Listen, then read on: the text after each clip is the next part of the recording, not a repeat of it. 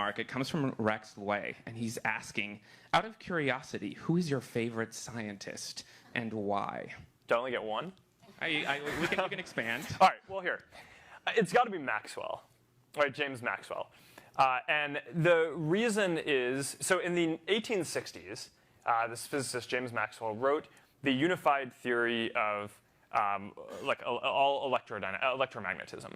And so much of the modern world that we have comes from his work, right? I mean, everything that you use that's electronics, everything that is kind of sending a signal to communicate wirelessly over the air, that's him, right? And the work that he did, and simply, you know, if you care about the internet and you care about communication and you like the modern world that we live in, then you kind of need to be thankful for James Maxwell every day. And I think out of the great physicists, he is probably one of the least appreciated, and I think that he deserves that. But there's an important lesson here, I think, which is that his work took 50, 100 years to really have a major impact on the world. And that's a pretty common thing in basic science. And it makes me wonder to some degree if we are ambitious enough as a society today around what the scientific goals that we have for the next generation.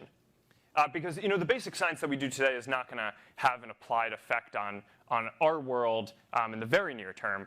But I mean, you look at things like I spend some time thinking about disease, right? And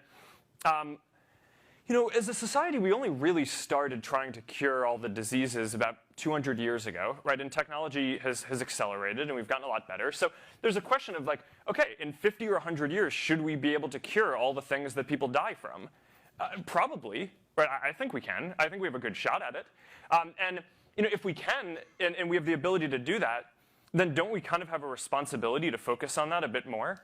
We spend as a society 50 times more money on healthcare, treating people who are sick today, than we spend trying to cure the diseases in the first place so that people don't even get sick, right? So, and if you believed that people were always going to get sick, then maybe that's a right balance, right? And that's fine. But if you actually believed that in our children's time or their children's time, there was actually the ability to make basic advances in science that could cure those diseases, then I kind of think we have a responsibility to do more there. And I think Maxwell shows that it's not, he figured this out, the electromagnetic theory, and it took a while before that really shaped the world.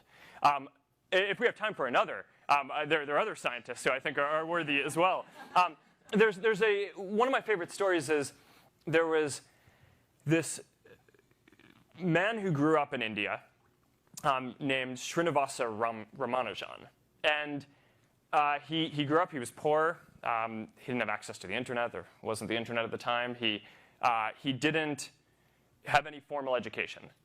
But somehow he managed to get a book. He got a math textbook. And it didn't cover all math. It just covered a part. But that textbook was enough for him to basically figure out all of modern mathematics that had existed at that time and push the field forward.